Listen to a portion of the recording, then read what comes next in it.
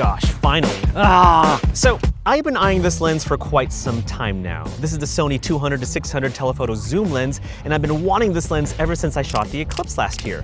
But Sony came out with the 400-800 telephoto zoom lens, and I kind of want that too. We should probably compare them. Oh hey, what if I did this? That works. Inconspicuous. Inconspicuous. Okay, so for this setup, we're gonna use two camera bodies. On the 200-600, I'm using the Sony a7R5, and for the 400-800, I'll be using my A1 Mark II. Now we're gonna take a photo of that tower over there. I'll start out 200 with this lens and push to 600, and then go to crop mode, and then and go as far as use the 2x teleconverter for both the lenses. All right, here we go. And shot number one. All right, that's 200. Let's go to 600. Okay, and now I'm gonna go into crop mode. Here we go, whoa. Dude, you can literally see the bricks, like the texture. That's pretty impressive. I think we should use a 2x teleconverter. Also, fun fact, it's actually cheaper to get the 200-600 and the 2x teleconverter versus just getting the 400-800 lens. So that might entice you to get this setup. What am I doing? There we go. I forgot how to use Sony gear for a second. Okay, so my f-stop has gone up to f13. All right, we're gonna have to adjust. Okay, here we go. This is 1200 millimeters. That's ridiculous. Okay, and now I'm gonna go into crop mode. So that's what? What's 1200 times 1.5? Is it? Yeah, that is 1800. Okay, here we go. Oh man. I might have to increase the delay to like 5 seconds because I'm zoomed in so much, you see like the little vibrations and it's kind of windy. This is good to know. We're experimenting. This is really very fascinating data that I'm collecting for you. You're welcome. Oh boy, this is just with the 200-600. We're about to use the 400-800 now. All right, off you go. All right, so now we have the Sony 400-800 with the Sony A1 Mark II.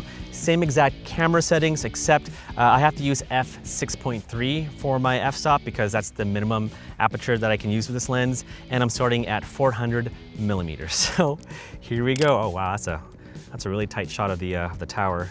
And now we're gonna go to 800. Oh wow, this is like stalker creeper mode. Now let's go into crop mode. Wow, dude. All right, so that is crop mode at 800 millimeters. All right, so we have the 2x teleconverter attached to the 400-800 and whoa, dude. You can like literally see the fine textures of the bricks. So that's at 1600 millimeters. And now we're gonna go into crop mode. So we're gonna multiply 1600 by 1.5, which should give you 2400 millimeters as a focal length. Here we go. Stupid. That's stupid. That is so stupid. Okay, so I'm gonna take a look at the other photos that I took with the 200-600. Good gravy. I mean, it's not exactly the same shot, but as far as like how close of a shot that you can get with this lens, it's like it's nuts. So now we're gonna do a background compression comparison between both these lenses, starting with the Sony 200-600.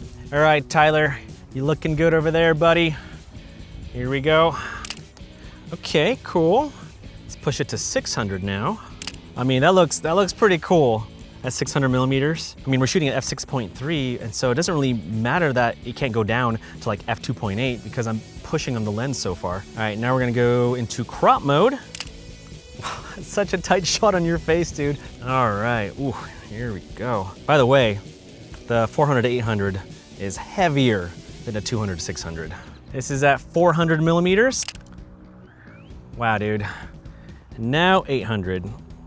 Wow, I don't even see anything in the background. That's crazy. And now we're gonna go into crop mode. Whoa, dude. It's literally like your entire face is filling the screen. Yeah. All right, get over here, check this out. This is at 400. Okay. Right? Next, that's 800. Jesus. And then, Oh my goodness.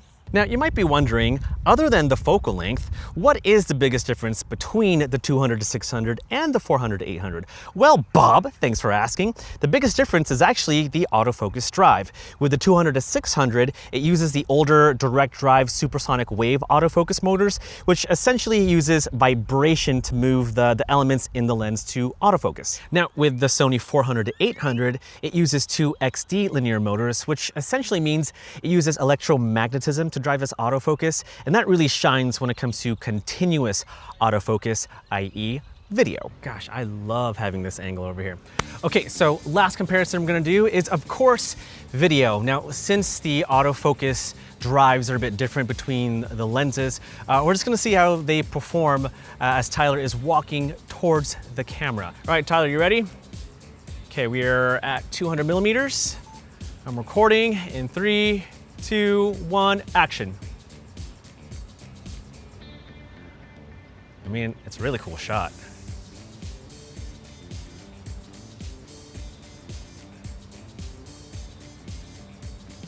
I mean, it looks good to me.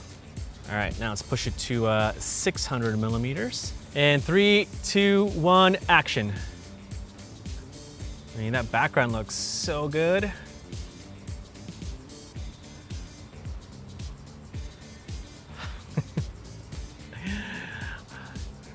Look straight at the camera.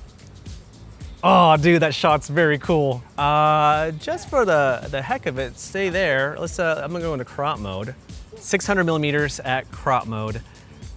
Dude, it's like a nice tight shot of your eyes. It's cool. All right, now we got the 400-800 and action. This is 400 millimeters. So far, looks pretty good.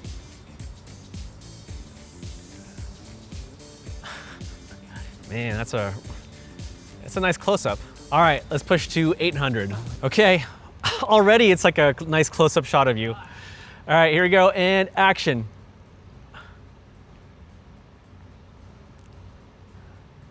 Seems like it's holding up.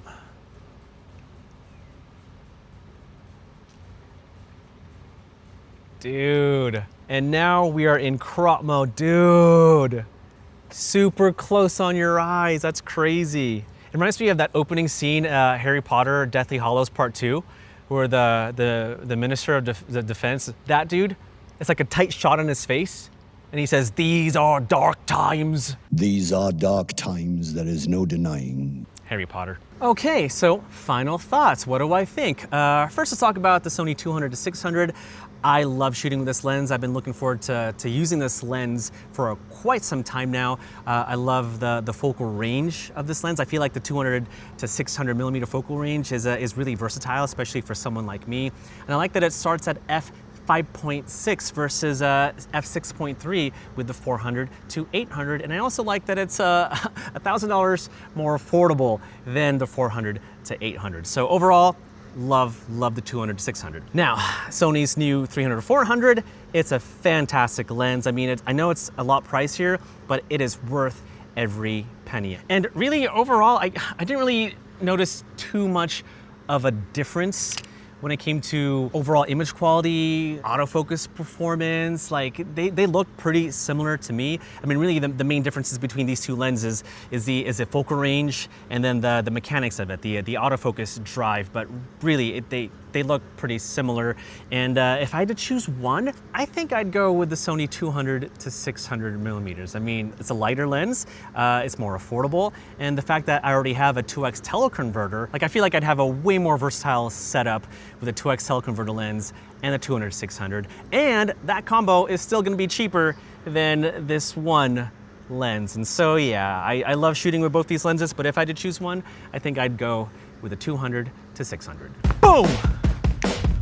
Kick that! Oh, was that in the video? Cool, awesome. Like, subscribe.